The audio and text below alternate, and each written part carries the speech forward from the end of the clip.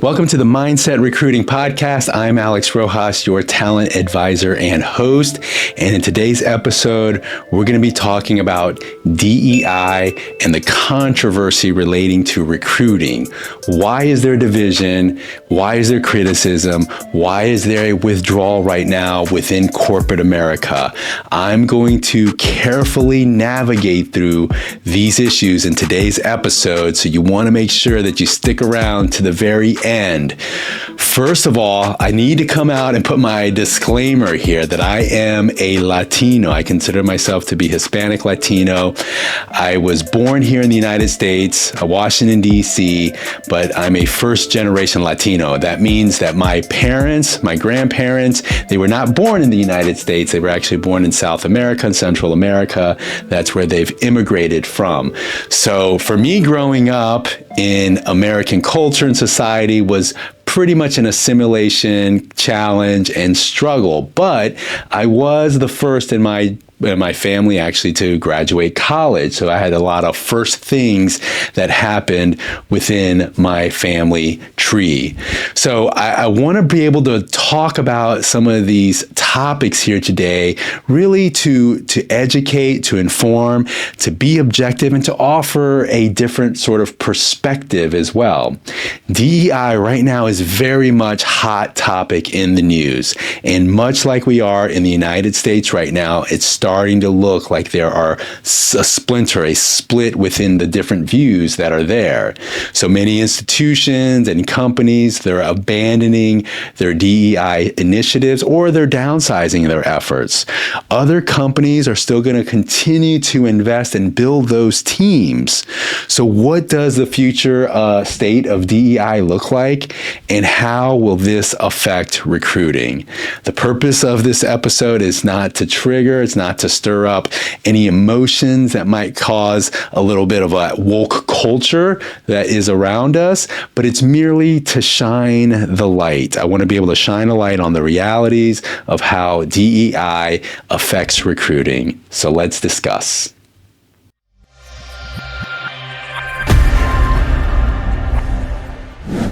As we talk about the historical context, the history of DEI, it really stems and it starts from, number one, the civil rights movement. That's right. The civil rights movement was really one of the most important factors, and it happened in the 1950s and 60s. And I think that's when the glass ceiling was broken and there was a lot of progress made culturally, politically, and definitely even within corporate America. But it really wasn't until the Civil Rights Act of 1964 that the awareness really started to become front and center, and there was action being taken. And so corporate America started to embrace this civil rights sort of movement and acts that happened. And I would say probably by 1980s and the 90s is when it really became more mainstream inside corporate America.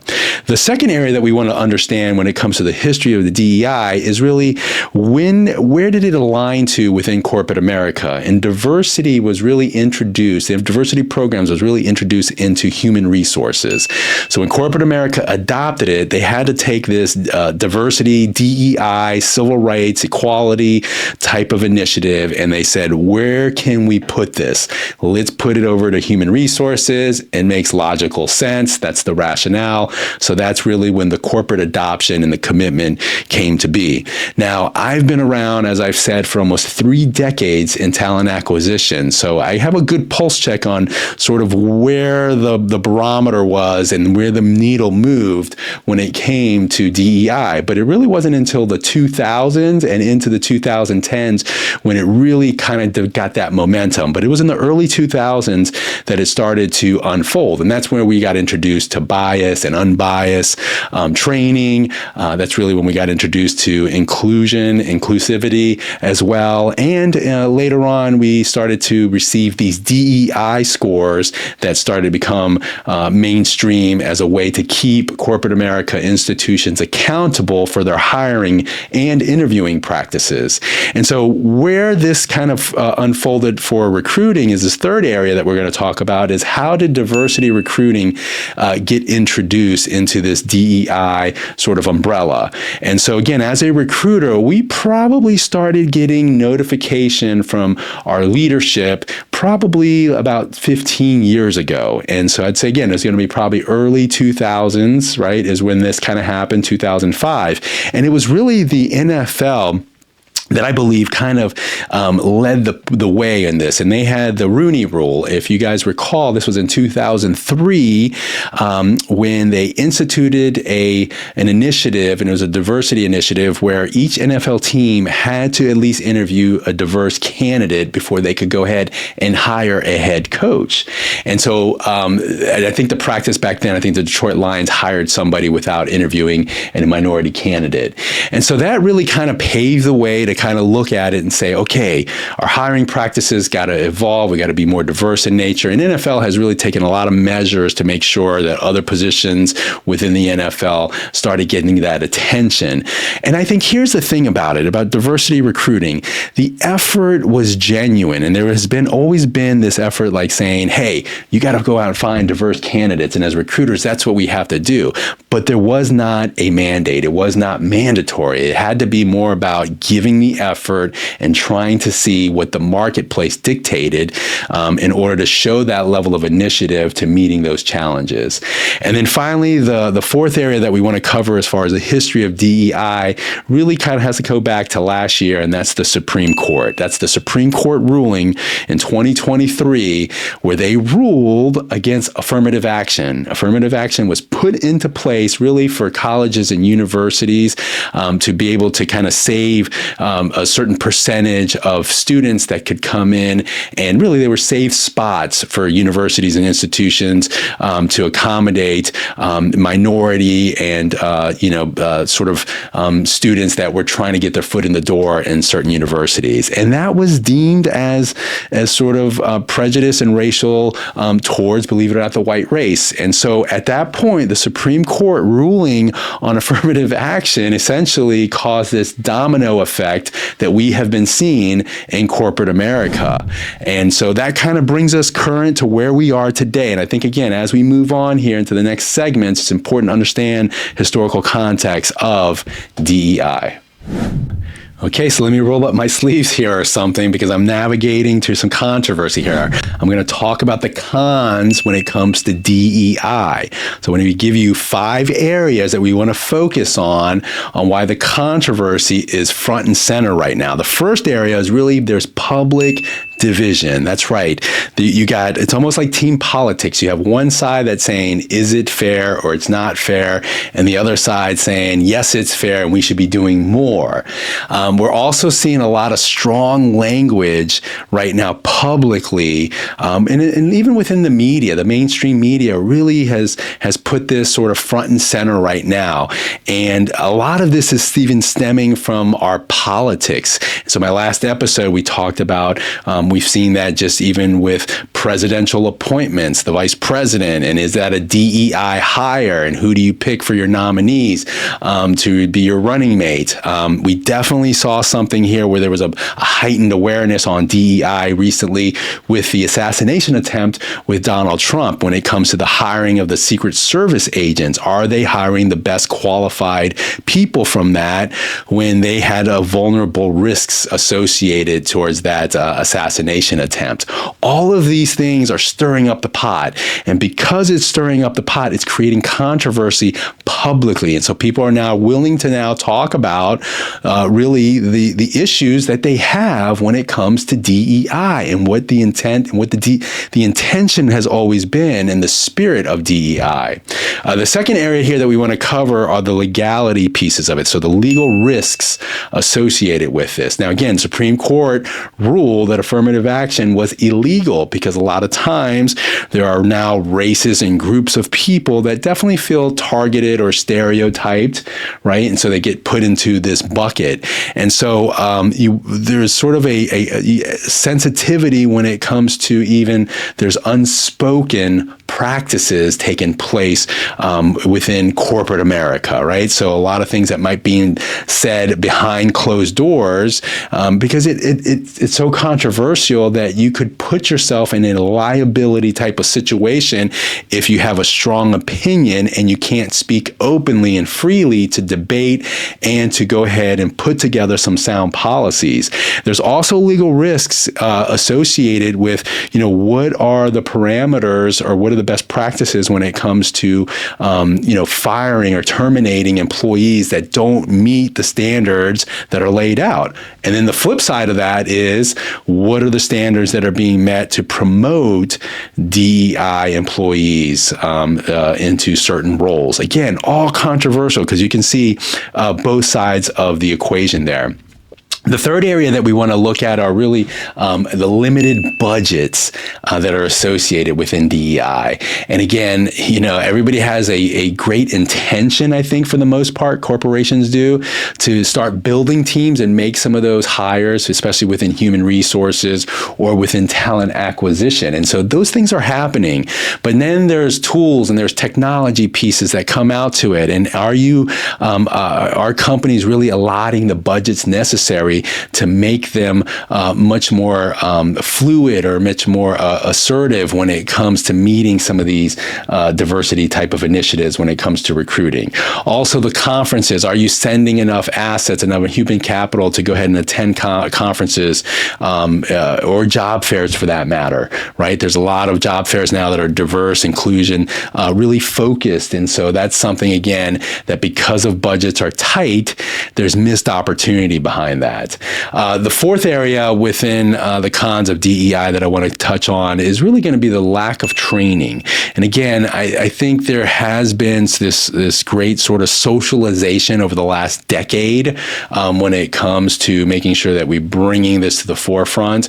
And so a lot of times companies are doing annual awareness training programs, but even those are limited, especially if it's done on an annual basis, maybe twice a year. Some companies are doing it. And I think there's also controversy when it comes to DEI groups. I think there was a study that I can't cite, but it said something like 75% of the people that were involved in creating these DEI initiatives were actually white, Caucasian. And so there was some controversy behind that as well.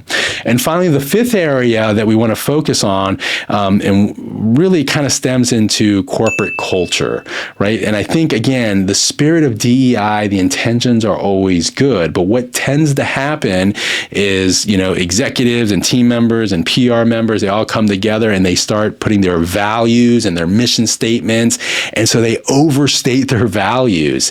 And when they do that, when companies overstate their values and try to embrace that or create a culture behind that, what happens is there's a lack of action, there's a lack of follow through, and it's very visible internally for a lot of companies unless you have a good public relations person. And so that is kind of the concept, really the perception, if you will, for companies out there is like, hey, we got our public relations hat on here. We got our token representative or spokesperson representing our organization. And so, that can make things a little murky, a little controversial. And so it really corporate culture really stems on what kind of commitment levels are leadership going to have within corporate America. And the thing to really avoid is, again, and what we're starting to see now within corporate culture is a lot of employees or candidates are feeling like they're being targeted, they're feeling like they're being labeled, or maybe they're stereotypes where it used to be an advantage. Now it seems like, oh, another diversity job fair event that I have to go to. Oh, you have to check the box here to make sure that you have a good slate here.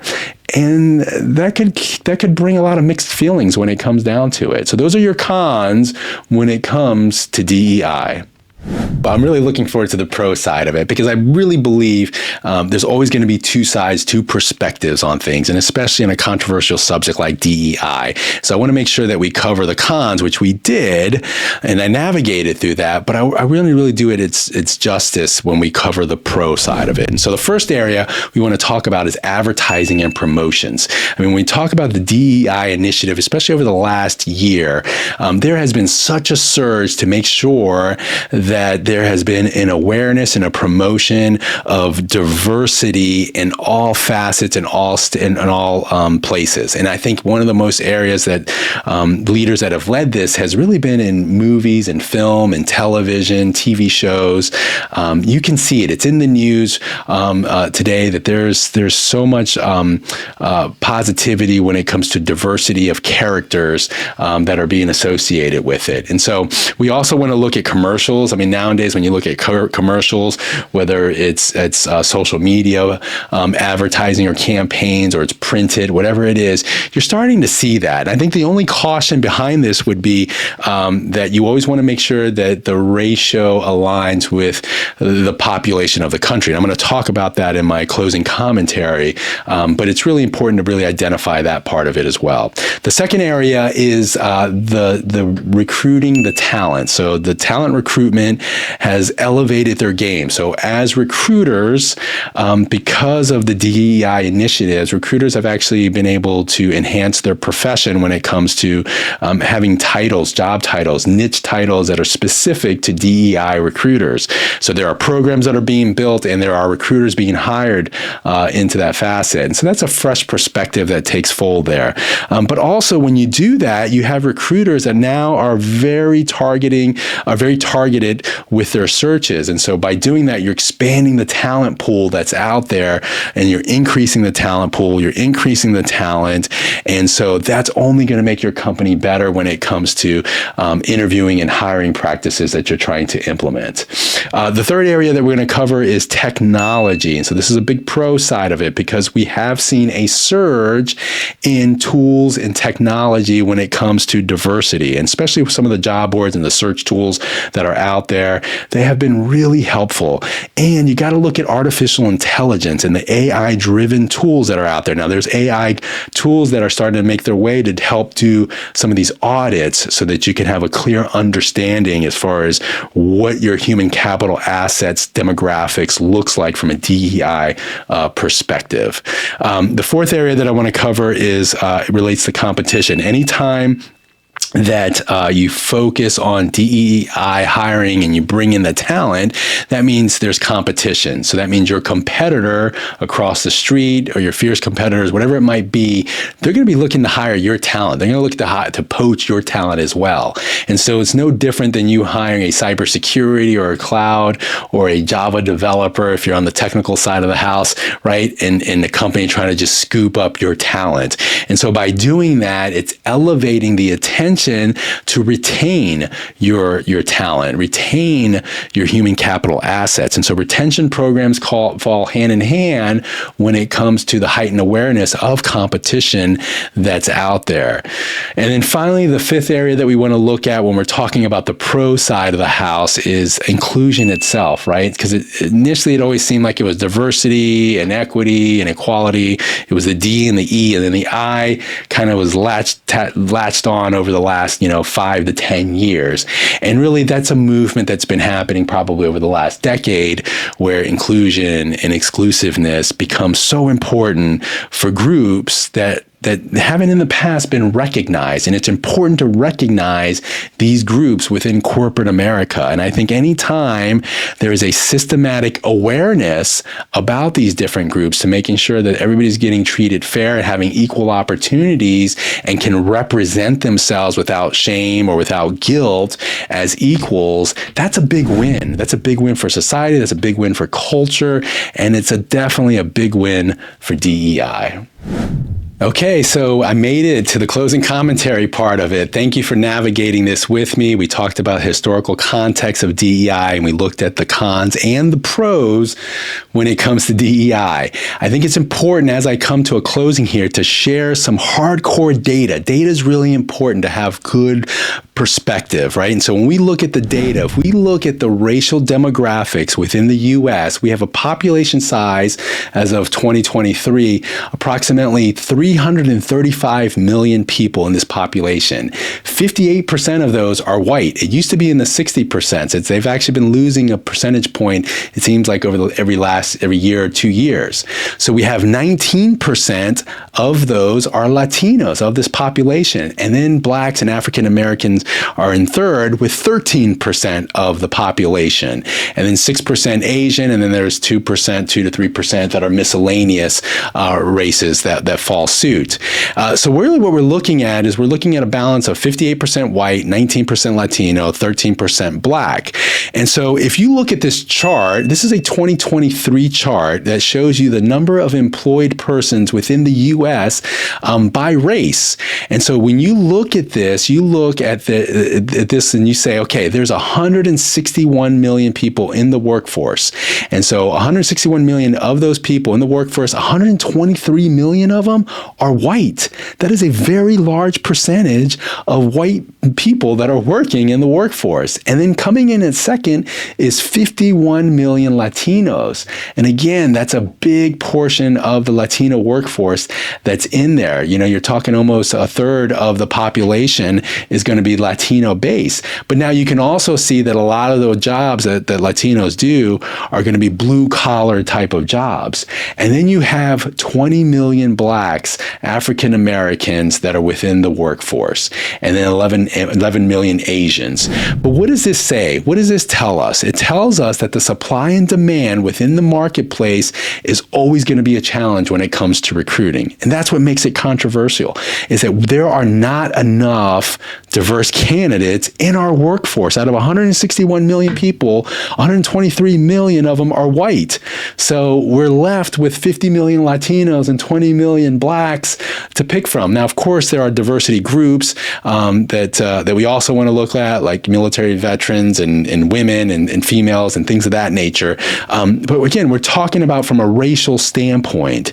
And so a lot of times when we look at DEI, raising the bar and trying to set new standards, that's going to be the challenging part. And, you know, how do you do that? Maybe it's the quality of the DEI that's in question right here, right? And so we have to be able to look at that, right? And we kind of dealing with this right now within the U.S. We have border issues where migrants are coming and crossing the border, right? And so they're coming and crossing the border. And what's the solution to that? I mean, the politicians are trying to figure that part out. But one side says, bring them all in. The other side says, hey, only bring quality people that are going to contribute to the country in. And again, there's two sides to everything when we look at that, when we look at those areas here. But right now, pop culture, right now, we can look at the Oscars and the demands that the Oscars are making now, where they're demanding film now include a lot of these diverse characters within their movie roles. The board of directors now are looking at companies, or NASDAQ, is looking at board of director companies and making sure, hey, do you have diversity within your board before we represent you in the stock exchange? The same thing happened with my beloved Washington Redskins, right? We had to go through a name change because it was offensive towards Indians. Disney has been highlighted. I live in Orlando, so Disney has been one of those companies that has been shamed in their DEI initiatives. Have they taken it too far? What's happened with the military, with women fighting in the military, right? And transgender and that whole community. And we're even now looking at Olympics and sporting events. These are all controversial issues, and they make it very difficult for us to navigate. There is no right or wrong way. But what's happening right now is that the intentions of DEI has always been good. That's how it started. It started because it was an attempt to make it better for all, right? And it was a noble effort. But what's happened now is DEI as an initiative has really kind of been propped up to become like a puppet, right? It's a political movement. It's a corporate public relations type of persona thing that now has unfolded. And I think, ultimately when I I came up with the idea that I wanted to address this episode, I wanted to look at really, how can we avoid an us versus them? And for me, from a personal note, I want to bring faith into this because I am a believer. I'm a Christian. So I believe in an almighty God in my religion and my faith. And I believe Christianity does teach us to accept all people of all races, of all groups. And that's something that I want to make sure that I wish we could incorporate into the spirit of DEI. And that would eliminate a lot of this us versus them. I hope this episode was informative. Please remember to subscribe, to like, to comment, to share. It's helping the podcast grow, and I'm committed to providing you good content that we can discuss openly. So until next time, remember, it's all about the mindset.